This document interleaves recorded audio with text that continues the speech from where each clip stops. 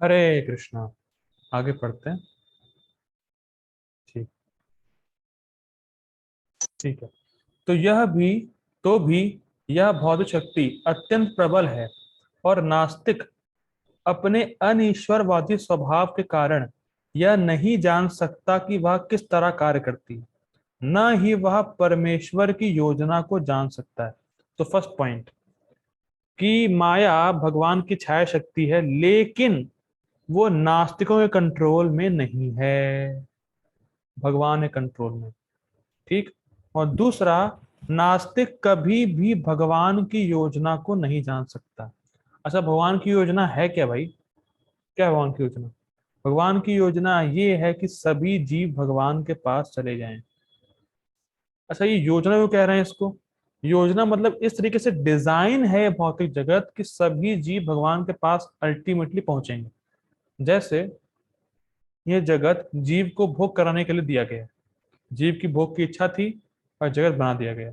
लेकिन ये डिजाइन ऐसे किया गया है कि जीव जैसे जैसे भोग करेगा वैसे वैसे असंतुष्ट होगा, और जैसे जैसे असंतुष्ट होगा तो वो खोज करेगा कि अब इससे बेटर और क्या है। तो जब इससे बेटर खोज करेगा तब भक्तों का संग प्राप्त होगा, भक्ति करके भगवान के पास चला जाएगा। तो ये उद्देश्य है जगत का। लेकिन अनिश्वरवादी सोचता है ये जगत भोग के लिए। ठीक, भोग करो, लेकिन भोग करके भी वो संतुष्ट नहीं होता। ठीक। आगे पढ़ते हैं।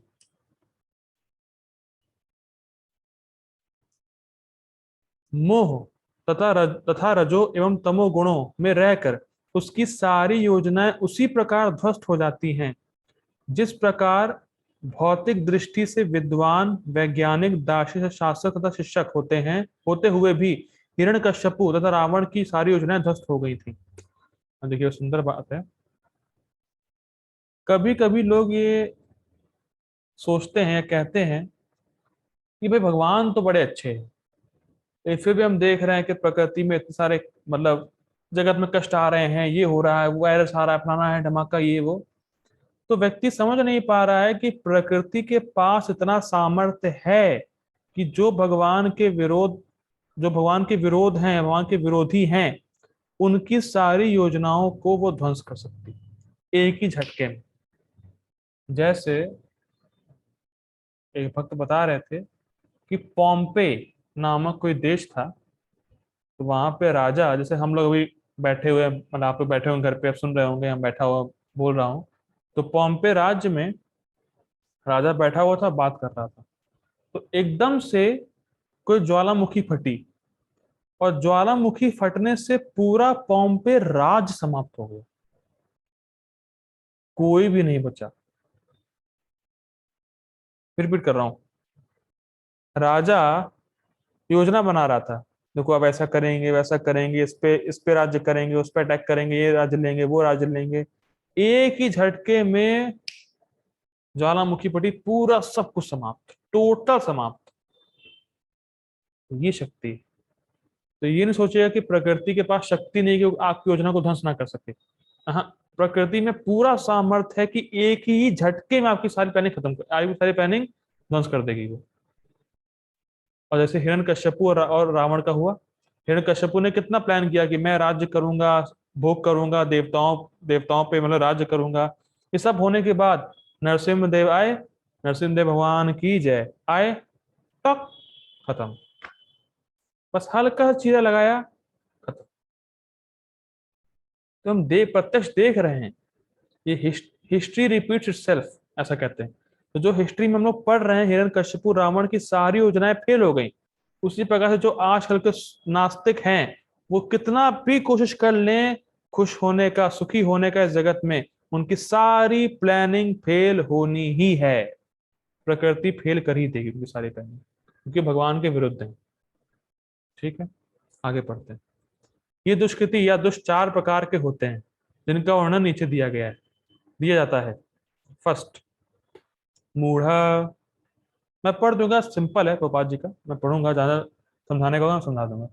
मूढ़, वे जो कठिन श्रम करने वाले भारवाही पशुओं की भांति निपट मूर्ख होते हैं।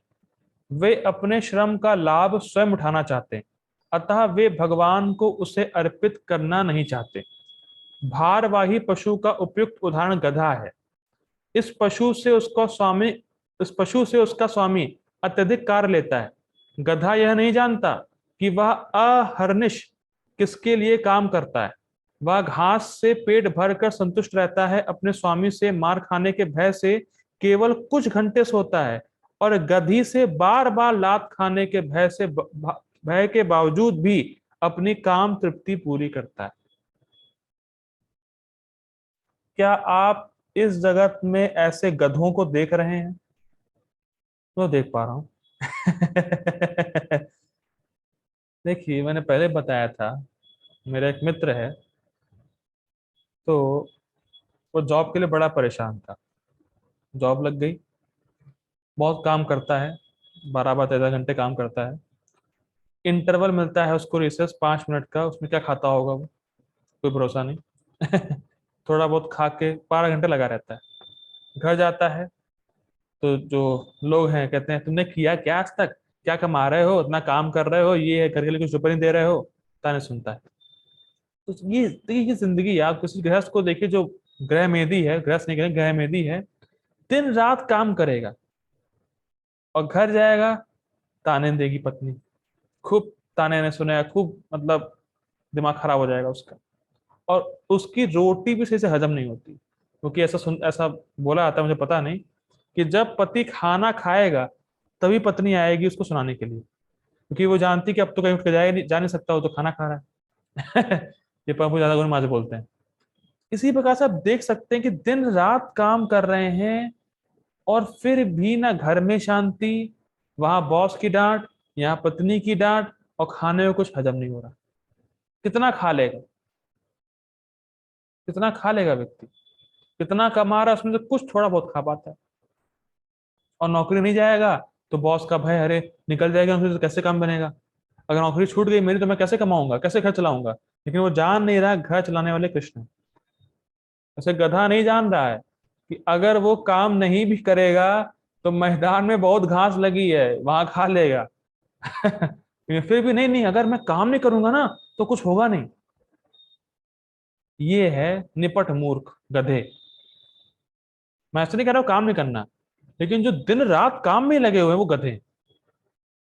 ठीक, आगे पढ़ते हैं। कभी कभी गधा कविता करता है और दर्शन बखारता है, किंतु उसके रेखने से लोगों की शांति भंग होती है। ऐसी ही दशा उन सकाम कर्मियों की है जो यह नहीं जानते कि वे किसके लिए कर्म करते हैं। वे यह नहीं जानते कि कर्म यज्ञ के लिए हैं। यज्ञार्थत कर्मणो अन्यत्र लोकोयम कर्म बंधना। जो कर्म करना चाहिए वो भगवान के लिए होना चाहिए। और वो कहते हैं, मैं कृष्ण के लिए कर्म क्यों करूं, मैं इतनी मेहनत कर रहा हूं, 12 घंटे मैं रगड़ रहा हूं, और पैसा कृष्ण को दूं। अरे भैया, क्या बात कर रहे हैं आप लोग, इतनी मेहनत करी, 12 12 13 घंटे काम किया हर महीने, और लास्ट में जाके कुछ सैलरी मिली, एक पानी का बूंद मिला, उसको भी कृष्ण को दे दें। ये नहीं करेंगे हम। लेकिन वो समझ नहीं रहे कि वो कृष्ण को कर्म समर्पित नहीं करने से दोबारा इस जगत में उनको आना पड़ेगा और दुख भोगना पड़ेगा। वो समझ ही नहीं रहे। इसलिए प्रभुपाद जी कह रहे हैं, किस लिए काम करते हैं? दुख भोगने के लिए। भाई, अगर मैं आपसे कहूं कि आपको ऐसा काम करना है जिसमें बहुत कष्ट है, और दुख ही दुख दूंगा मैं आपको, मान लीजिए मैं आपको बुलाऊं, आप काम करो 12 घंटे मेरे घर पे, और खूब कोड़े कोड़े मारूं, अरे काम करेंगे आप? अरे भैया, दुख ही दुख मिलना तो काहे काम। उसी प्रकार से व्यक्ति सोच लेना, जितना वो गधे की तरह काम कर रहा है, उससे उसको मिलेगा क्या, क्या मिलने वाला है उसको? अगला जन्म, अगला जन्म मिलेगा, फिर गधे की तरह काम करेगा, फिर मार खाएगा, फिर अगला जन्म, अगला जन्म, अगला जन्म, अगला जन्म, अगला जन्म। डेंजरस। ठीक है, तो कष्ट भोगना पड़ेगा। और कभी ये कोई प्रश्न नहीं करता कि मेरा जन्म हुआ क्यों। क्या आप लोगों में से कभी किसी ने प्रश्न किया है माता पिता से, मेरा जन्म हुआ क्यों?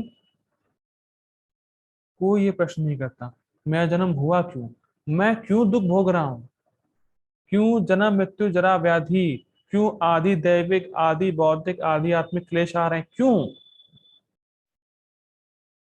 मैं ऐसा क्या करूं आगे कि कष्ट भरा जीवन, कष्ट कष्ट भरा या कष्ट भरे घर में, जगत में जन्म ना हो? मैं क्या करूं ऐसा? मैं हूं कौन? क्यों जन्म लेना पड़ा? क्यों कष्ट भोगना पड़ा? कोई नहीं बोल रहा है, ना कोई सोच ही नहीं रहा है। They are not even conscious कि वो दुख में है भी। वो गधे हैं, ये भी उनको पता भी नहीं कि हम गधे हैं। बहुत मतलब दिक्कत वाली बात है कि ऐसा मैं क्या करूं, मेरा जन्म क्यों हुआ, मैं क्यों कष्ट भोग रहा हूं? ऐसा मैं क्या करूं कि मेरा अब अगला जन्म ना हो? जैसे महाराज एग्जाम्पल देते हैं, मान लीजिए कोई पार्टी में आपको बुलाए और पहले बुलाए तो डंडे मारे, फिर लात मारे, फिर नाली में डुबो दे आपको, कहे कि हाँ अब आप आ गए हैं, अब लेंगे, अब दीजिए प्रसाद इनको, अब बढ़िया प्रसाद खाओ, मजा आ जाएगा। तो क्या आप दोबारा ऐसी जगह जाना चाहेंगे? नहीं जाना चाहेंगे। उसी प्रकार हम समझ नहीं रहे कि माँ के गर्भ में बैठना बहुत बड़ा कष्ट है। ये नहीं समझ रहे, बहुत बड़ा कष्टदायक सिचुएशन है वो, माँ के गर्भ में बैठना। तो हम लोग ये विचार करते ही नहीं है। और दूसरा, देखिए मानव जीवन एक तो बहुत मुश्किल से मिलता है, बहुत दुर्लभ है।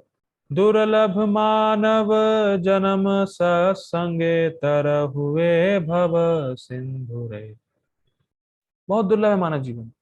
लेकिन फिर भी अगर हम भोग की वस्तुएं इकट्ठा कर भी रहे हैं, गधे की तरह काम करके भोग भोग इकट्ठा कर रहे हैं, तो ये विचार करिए कि हम कितना भोग सकते हैं उसको।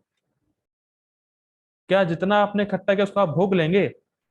उसको भोगने से पहले ही आप खत्म, आउट, डेथ।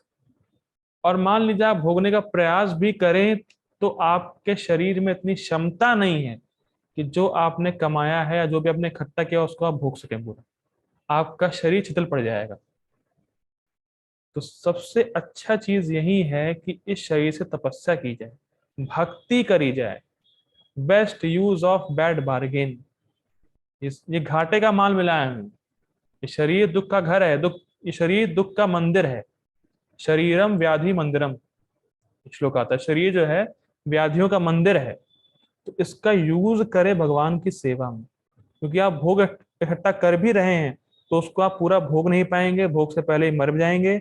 और इतनी क्षमता भी नहीं होगी आप में कि आप उसको पूरा भोग सकें। तो इसीलिए शरीर को तपस्या में लगाना चाहिए, जो कि दिव्य तपस्या भगवान की भक्ति है। भगवान की भक्ति से आपको अनंत सुख की प्राप्ति होगी। और भोग करने से प्राप्त क्या होगा? दुख। दुख योने या एवते। ठीक, आगे पढ़ते हैं। तो लोग जानते नहीं ये सब बात, क्योंकि वो गधे हैं, मूर्ख हैं। ऐसे लोग जो अपने द्वारा उत्पन्न कर्मों के भार से दबे रहते हैं, प्रायः ये कहते हुए सुने जाते हैं कि उनके पास अवकाश कहाँ है कि वे जीव की अमरता के विषय में सुने। अरे साहब, टाइम कहाँ मिल रहा है? पढ़ाई इतनी है, पढ़ाई का लोड इतना है भैया, एग्जाम आने वाले हैं, इतना पढ़ना है, आईएएस बनना है भैया, पीसीएस बनना है, ये करना है, वो करना है। कौन सुनेगा भक्ति के बारे में? कौन करता है भक्ति? बात जी को प्रैक्टिकल एग्जांपल दे रहे हैं। देखिए इसमें एक बहुत सुंदर लाइन है। मैं ऐसे भक्त को बता रहा था, बात हो रही थी उनसे। अपने द्वारा उत्पन्न कर्मों के भार से दबे रहते हैं। इसका मतलब क्या? बहुत सुंदर। इसका मतलब है सेल्फ क्रिएटेड ड्यूटीज। मेरा ये कर्तव्य है, मुझे बहन की शादी करनी है, मुझे नौकरी करनी है, मुझे आईएएस बनना है, मुझे पीसीएस बनना है, मुझे समाज में खुश रहना है, मुझे ऐसा करना है, मुझे वैसा करना है, पैसे कमाने हैं, फलाना धमाका ये वो। लेकिन क्या शास्त्र में ऐसा कहीं वर्णन है? नहीं है। जबकि शास्त्र ये बोला, मुझे श्लोक मुझे रखना भूल गया यहाँ पे। नारद मुनि कहते हैं तत्वा स्वधर्मम चरणाम्बुजम हरेर, श्लोक आता है, मुझे याद नहीं आ रहा है पूरा। तो वो कहते हैं, बहुत सुंदर बात बोलते हैं कि जो अपने धर्मों का त्याग करके भगवान के शरण में गया, उसका नुकसान क्या हुआ? कुछ नुकसान नहीं हुआ। और जिसने जिंदगी भर अपने धर्म को, जो सो कॉल्ड उसने बनाया हुआ था ड्यूटीज, उसको किया, भगवान के शरण में नहीं गया, उसका लाभ क्या है? कोई लाभ नहीं है। Nothing, zero, zero. तो सेल्फ क्रेडिट ड्यूटी से बाहर निकलना है हमें। तो ड्यूटीज हमने खुद बना रखी हैं, ये करना है, वो करना है, ये हो जाएगा, वो हो जाएगा, ये पालूंगा, वो पालूंगा, ये खो जाएगा, ये हो जाएगा। हटाओ उसको, सब हटाओ। बस भगवान की शरण ग्रहण कर ली, सबसे बड़ा लाभ। और जीवन भर इसमें फंसे रहे, ये पाना वो खोना, ये पाना वो खोना, ये करना वो करना, भगवान का भजन नहीं किया तो कुछ पाया क्या तुमने? कुछ नहीं पाया, वेस्ट हो गया सब कुछ। तो देखिए होता क्या है, हो क्या रहा है, भगवान से जो विमुखता है हमारी, उसको हम ढक रहे हैं बस। उसको हम ढकने का प्रयास कर रहे हैं कि भगवान की सेवा नहीं करनी है, इसलिए ये करना है। भगवान का भजन, कृष्ण का भजन नहीं करना है, इसीलिए पढ़ना है। बस अभी पढ़ाई चलेगी, बाद में भजन करेंगे। अरे बाद में नहीं होता, जो होता है अभी होता है। कल नहीं आने वाला।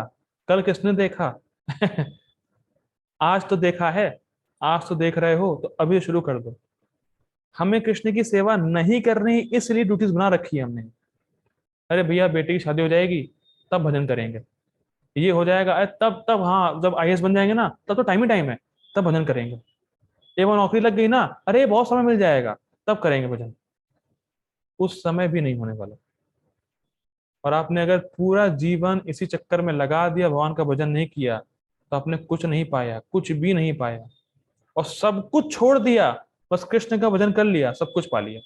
और कृष्ण के भजन में अगर आप गिर भी गए, पूरा नहीं भी कर पाए, तो नुकसान क्या है? कुछ नुकसान नहीं, क्योंकि भक्ति का संस्कार जो बहुत रेयर है वो पड़ गया आपके हृदय में। तो ये बुद्धिमान व्यक्ति होगा वही ये समझेगा। लेकिन जो मूर्ख है, गधा है, अरे टाइम कहाँ है अभी मेरे पास, अभी कहाँ टाइम है, बाद में टाइम मिलेगा।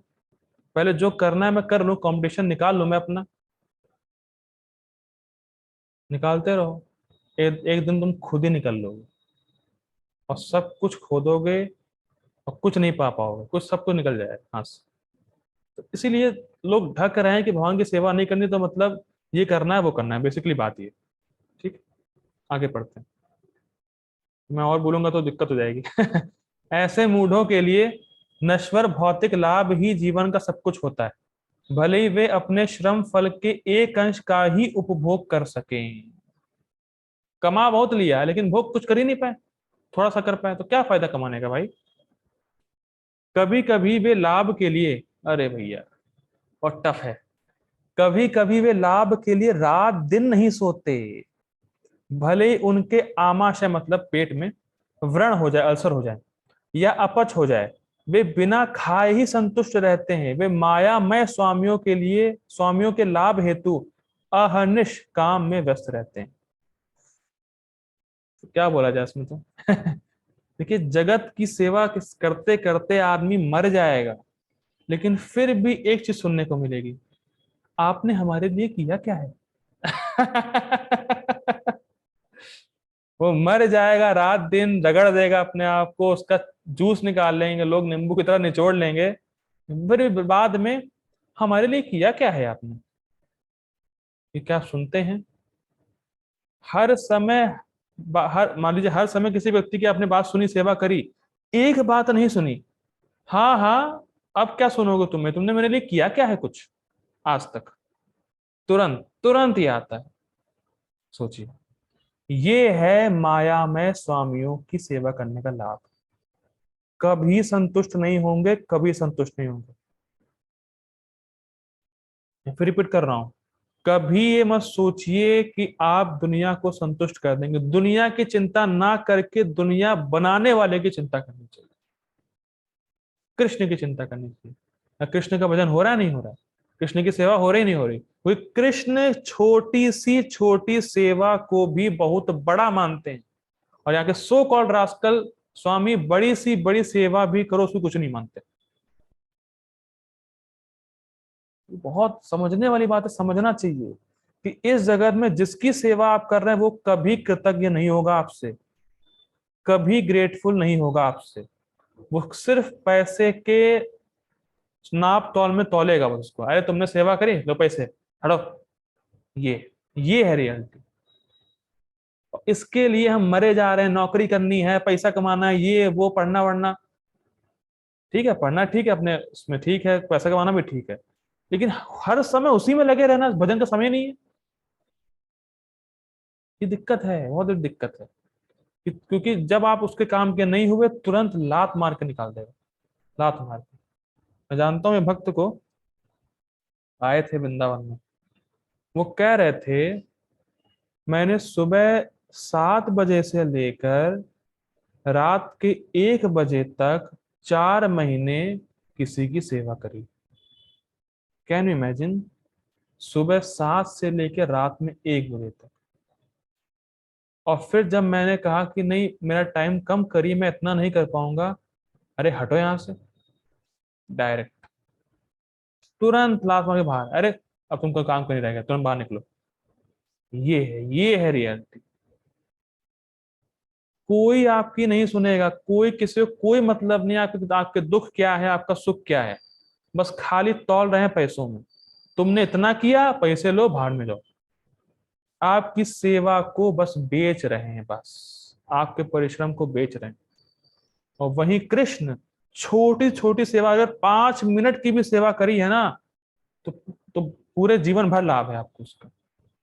रेडी हो जाएंगे कृष्ण, रेडी कह रहे भैया इसने कम से कम, चलिए मैं बोल देता हूँ, एक शास्त्रों में वर्णन आता है कि अगर कोई व्यक्ति मतलब कपट में, मतलब क्या कह सकते, कपट को क्या कह सकते हैं, गलत गलत इंटेंशन से भगवान को प्रणाम भी करता है, तो भगवान उसके 100 जन्मों के पाप नष्ट कर देते हैं सिर्फ प्रणाम करने से। इंटेंशन रॉन्ग है, कुछ चोरी चपाटी करने आया, लेकिन देख रहा है कि भक्त लोग प्रणाम कर रहे हैं, भक्त के वेश में आया है, प्रणाम कर दिया, तो 100 जन्मों के पाप खत्म। क्या कोई माई का लाल ऐसा है जो हमारे कर्मों को कम कर सकता है, जन्म मृत्यु चक्कर से बाहर निकाल सकता है? तो क्या लाभ है फिर, सेवा करने का लाभ क्या मिला फिर आपको, ये बताइए। और जो भी किया उसको बस तौल के पैसे में, अरे भाड़ में जाओ, क्या करना, कोई नहीं पूछता है। ये रियलिटी है, तो समझ नहीं पा रहे। चलिए ठीक है, आगे बढ़ते हैं। इसीलिए हमें सिर्फ कृष्ण की सेवा पे ध्यान देना चाहिए। अपने असली स्वामी से अनभिज्ञ रहकर ये मूर्ख कर्मी माया की सेवा में व्यर्थ ही अपना समय गवाते हैं। दुर्भाग्य तो यह है कि वे कभी भी स्वामियों के परम स्वामी के शरण में नहीं जाते, ना ही वे सही व्यक्ति से उसके विषय में सुनने में कोई समय लगाते हैं। सबसे बड़ी दिक्कत ये है। देखिए आइडियल क्या है, अगर मान लीजिए आप नौकरी भी करते हैं, तो सुबह और शाम तो श्रवण होना ही चाहिए, वरना आप कर्मी गधे हैं आप। अगर आपके पास श्रवण का समय नहीं है तो आप गधे हैं, टोटल गधे हैं। और कठोर है ये।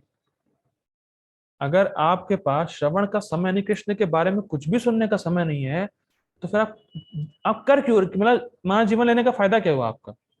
भगवान बोलते हैं, दूसरे समय भगवान बोलते हैं कि जो व्यक्ति अपने इन तृप्ति के लिए जी रहा है, वो व्यर्थ ही जीवन जी रहा है। उसके जीवन का कोई लाभ नहीं, वो खाली फोकट में है बस, जिंदा लाश है वो, जिंदा लाश। तो जिंदा लाश हो भी तो क्या फर्क पड़ता, तो है तो लाश ही। ठीक। तो प्राण है कृष्ण भक्ति, कृष्ण की कथा सुनना, कृष्ण की कथा प्राण है। ये मैंने कल ही कृष्ण में पढ़ा था मैंने इंट्रोडक्शन में। प्रभुपाद जी बोलते हैं कृष्ण की कथा परम मंगल है और प्राण है, सभी जीवों का प्राण है।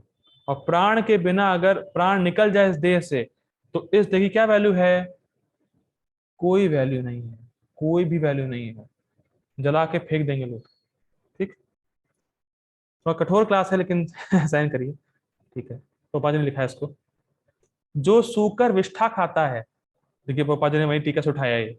ठीक है, सूकर, सुअर जो मल खाता है, जो सूकर विष्ठा खाता है वह चीनी तथा घी से बनी मिठाइयों की परवाह नहीं करता। और जबकि मिठाई है क्या? कृष्ण कथा। और जो जगत की वार्ता है वो है मल। ठीक। उसी प्रकार मूर्ख कर्मी इस नश्वर जगत की इंद्रियों को सुख देने वाले समाचारों को निरंतर सुनता रहता है, किंतु संसारी गतिशील बनाने वाली शाश्वत जीव शक्ति प्राण मतलब कृष्ण कथा के विषय में सुनने में तनिक भी समय नहीं लगाता। देख कितना जीवन में हम लोग अभी तक, जितना भी जीवन हमने बिताया है, हम सो कॉल्ड ज्ञान मतलब टोटली अज्ञान इकट्ठा करने में लगे।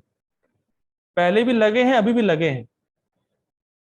और जितना भी अज्ञान हमने इकट्ठा किया है, स्कूलिंग करी, कॉलेज कर लिया है, जो भी कर लिया, हमने 1% भी अपने जीवन में परिवर्तन नहीं देखा। बिल्कुल सत्य बात है, 1% भी नहीं देखा। और जैसे ही गीता का एक श्लोक, दो श्लोक हमने पढ़ा, भागवतम सुनी भक्तों के मुख से, तुरंत परिवर्तन दिखता है, तुरंत दिखता है। अच्छा, ये नहीं करना चाहिए, मतलब भले ही आप उनके पद चिन्हों को फॉलो ना कर पाए जो उन्होंने बोला है, लेकिन आप समझ जाएंगे कि हाँ ये गलत है वास्तव में। इतना कम से कम सही गलत का विवेक आता है, भले आप उसको फॉलो ना कर पाए, लेकिन कितना आपने अज्ञान इकट्ठा किया कि आपको यही नहीं पता सही क्या गलत क्या है। तो पढ़ने का फायदा क्या है, मुझे समझ में नहीं आ रहा है। जब आपको यही नहीं पता करना क्या है और क्या नहीं करना है, तो काहे का ज्ञान? टोटल अज्ञान। मल है मल, मल इकट्ठा कर रहे हैं हम, मल खा रहे हैं और प्राण को छोड़े हुए। मिठाई छोड़ के मल खा रहे हैं, बताइए कितनी दुखदाई स्थिति है। तो इसीलिए भक्तों को कम से कम गीता भागवत का श्रवण तो करना चाहिए, डेली करना चाहिए। ठीक है, आप जहां भी जिस स्थिति में है, जहां भी आप जो भी कर रहे हैं, तैयारी कर रहे हैं, करिए, ठीक है, जो भी है वो तो करना पड़ेगा, इस जगत में है थोड़ा बहुत। लेकिन श्रवण तो जरूर होना चाहिए। श्रवण के बिना, एक दिन भी श्रवण के बिना आप रह गए, आपने मल खाया उस दिन। जिस दिन आप श्रवण के बिना रह गए, उस दिन आपने मल ही मल खाया है, बस, सिंपल। उस दिन सुअर हैं आप। ठीक, आगे पढ़ते हैं, और कठोर हो रहा है।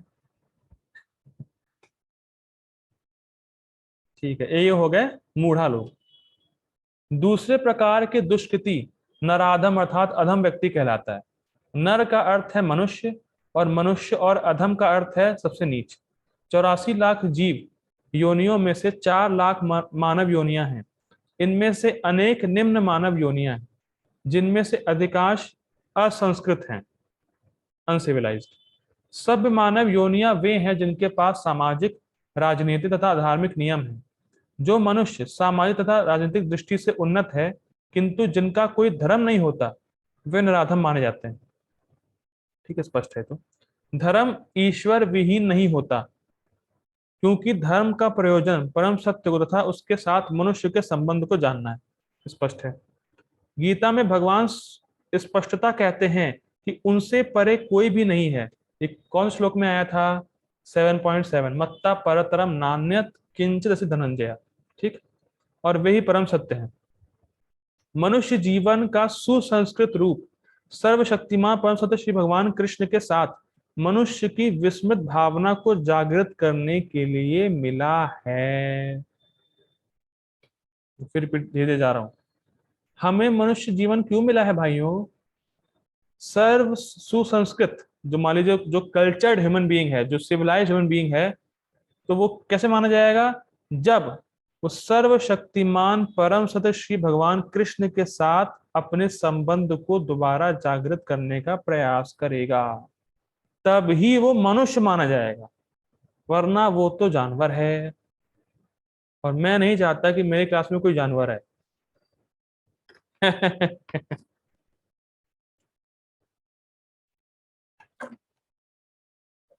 बहुत जबरदस्त प्रवादी का तात्पर्य है ये।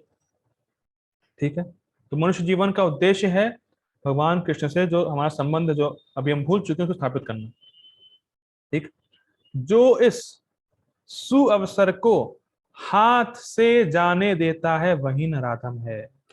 जो व्यक्ति अपना संबंध कृष्ण से जागृत करने के बारे में नहीं सोच रहा है, नहीं प्रयास कर रहा है, नहीं जानता है, वो नराधम है, मनुष्यों में नीच है, नीच। ठीक, आगे बढ़ते हैं। शास्त्रों से पता चलता है कि जब बालक माँ के गर्भ में अत्यंत असहाय रहता है, तो वह अपने उद्धार के लिए प्रार्थना करता है और वचन देता है कि गर्भ से बाहर आते ही वह इंजीनियर बनेगा, डॉक्टर बनेगा और आईएएस बनेगा, और नौकरी करेगा, पैसे कमाएगा, ये करेगा, वो करेगा, है, केवल भगवान की पूजा करेगा। अब बताइए, धोखा कर रहे हैं आप लोग, धोखा कर रहे हैं भगवान से, हैं? बाहर निकले हो, कुछ कर नहीं रहे, भगवान की पूजा, धोखा दे रहे हैं। ये है, ये हाल है। देखिए, हम लोग वचन दे के आए थे भगवान को कि भैया देखिए, हम आपकी पूजा करेंगे, भजन करेंगे, कर क्या रहे हैं? अपने ही वचन से मुकर गए।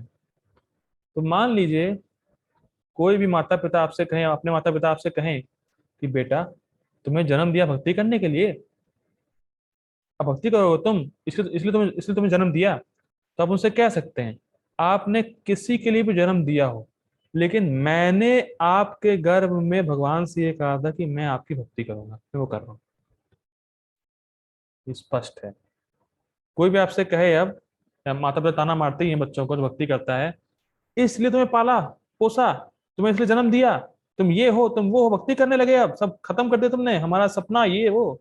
तुमसे कहिए भैया रुकिए आराम से, आपने कैसे भी जन्म दिया हो पता नहीं, कुछ भी हो, आपने किस लिए मैं आया हूं मुझे नहीं पता, लेकिन मेरा एकमात्र कर्तव्य, मैंने आपके गर्भ में माता ये कहा था कि मैं कृष्ण का भजन करूंगा, मैं वो कर रहा हूँ, जो मैंने बोला मैं वो कर रहा हूँ बस।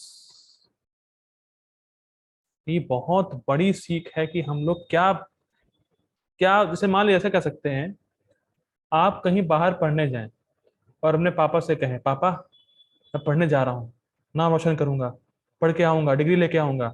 वहां गए, मस्ती कर रहे हैं और गलत गलत चीजों में लगे हुए हैं, तो कितना आपके पिता को बुरा लगेगा। अरे भैया किस लिए गया था, क्या कर रहा है, सब मतलब वो टूट जाएंगे एकदम से कि अरे यार ये क्या है, यहाँ से कितना अच्छा भला गया था, पढ़ाई के लिए गया था, लेकिन अब कर क्या रहा है, सब बिगड़ गया, मतलब दुख होगा उनको, कैसे कह सकते हैं। तो उसी प्रकार से हम क्या क्या कह के बाहर आए थे, भगवान कि आपका भजन करेंगे, भक्ति करेंगे, कर क्या रहे हैं, जस्ट उल्टा कर रहे हैं, जो भगवान नहीं चाहते हैं वो कर रहे हैं। तो कितना बुरा लगेगा भगवान को। और कब से करते हुए आ रहे हैं, अनंत जन्मों से ही करते हुए आ रहे हैं, बार बार कृष्ण भजन करेंगे आपका, बाहर निकले अरे मस्ती करो यार, फिर अगला जन्म भगवान आपका भजन करेंगे, फिर बाहर मस्ती करो, भजन मस्ती भजन मस्ती, बस खत्म, ये भजन किए ही नहीं। तो अब जब मौका मिला है तो क्यों छोड़ रहे हो, ये दिक्कत है। चलो अभी तक नहीं किया कोई बात नहीं, लेकिन अब जब मौका मिला है तो क्यों नहीं कर रहे हो, बात ये है। इसीलिए हमें भगवान का भजन बड़े अच्छे से करना चाहिए कि एकमात्र कर्तव्य हमारा यही है, हम इसीलिए बाहर आए हैं, और हमने ये प्रॉमिस किया है कृष्ण से कि आपका भजन करेंगे, तो फिर क्यों नहीं। ठीक, आगे पढ़ते हैं। केवल, मैं फिर ध्यान दे रहा हूं, केवल संकट के समय ईश्वर का स्मरण प्रत्येक जीव का स्वभाव है, क्योंकि वह ईश्वर के साथ सदा से संबंधित रहता है, किंतु उद्धार के बाद बालक जन्म पीड़ा को और उसी के साथ अपने उद्धारक को भी भूल जाता है, क्योंकि वह माया के वशीभूत हो जाता है। ये बस सुंदर बात ये कह रहे हैं। देखिए, जो मैंने जहां तक पढ़ा है, भक्त बता रहे थे कि जो जीव प्रार्थना करते हैं भगवान से गर्भ में, तो वो हर जीव नहीं करते, जो पुण्यवान होते हैं बस वही जीव प्रार्थना करते हैं भगवान से, मैंने सुना है, भागवतम में है, भक्त बता रहे थे। तो जिनके पास पुण्य होता है, उनको ऐसी बुद्धि मिली रहती है, वही खाली भगवान से भजन करने का मतलब प्रॉमिस करके आते हैं। अब होता क्या है, हमने तो घर में प्रॉमिस किया, बाहर आए, अब बाहर आते ही जो हमारे माता पिता हैं सो कॉल्ड इस जन्म के, बेटा बोलो पापा, बेटा बोलो मम्मी, मम्मी पापा, तुम नीलेश हो, तुम मुकेश हो, तुम ये हो तुम वो हो, अच्छा मैं ये हूँ, अच्छा तो आप पापा हैं, मम्मी हैं, बार बार श्रवण कर करके हमें भुला दिए और हम फंस गए। तो माया के वशूर मतलब जो हमारे माता पिता हैं वो बार बार बोल बोल के, मैं तो नहीं माता हूँ, वो पिता है, माता है, पिता है, तुम ये हो तुम वो हो तुम ये हो, तुम्हारा नाम ये है, वो बोल के मुझे अभ्यस्त हो जाते कि हाँ मैं मुकेश हूँ। से अभी भी मान लीजिए मैं नाम लूं खुशबू माता जी, और तुरंत ही माइक अरे मुझसे बोला जा रहा है आप खुशबू है नहीं। लेकिन बार बार ऐसा बोला गया, डाला गया आपको बचपन से, जैसे आपका नाम खुशबू है, मुझे बुलाया गया, हो सकता है भले ही कोई और खुशबू भी हो, लेकिन जैसे खुशबू शब्द आएगा अरे मैं। तो ये अब माया की वशीभूत है, ये अभ्यस्त कर रखा है हमें। और जबकि कोई नहीं बोलता बेटा बोलो कृष्णा, बेटा बोलो मुकुंदा, बोलो बेटा माधव, कोई नहीं बोलता, क्योंकि पता ही नहीं किसी को। तो हम बार बार गलत सुन सुन के श्रवण कर करके माया के वशीभूत हो जाते हैं और हम भूल जाते हैं क्या करना है। तो देखिए गलत चीज भी शुरू हुई श्रवण से, और सही चीज भी शुरू होगी श्रवण से ही, ध्यान रखनी। श्रवण ही ज्ञान का मूल आधार। ठीक, ओके। यह तो बालकों के अभिभावकों का कर्तव्य है कि वे उनमें सुप्त दिव्य भावनामृत को जागृत करें। वर्णाश्रम पद्धति में मनुस्मृति के अनुसार ईश भावनामृत को जागृत करने के उद्देश्य से 10 शुद्धि संस्कारों का विधान है जो धर्म का पथ प्रदर्शन करते हैं। ठीक है, किंतु अब विश्व के किसी भाग में किसी भी विधि का दृढ़तापूर्वक पालन नहीं होता और फलस्वरूप 99.9% जनसंख्या नराधम है। ओके, हरी बोल। लेकिन हम लोग नराधम नहीं हैं, हम लोग 0.1% में आते हैं। How much rare we are, Hari बोल।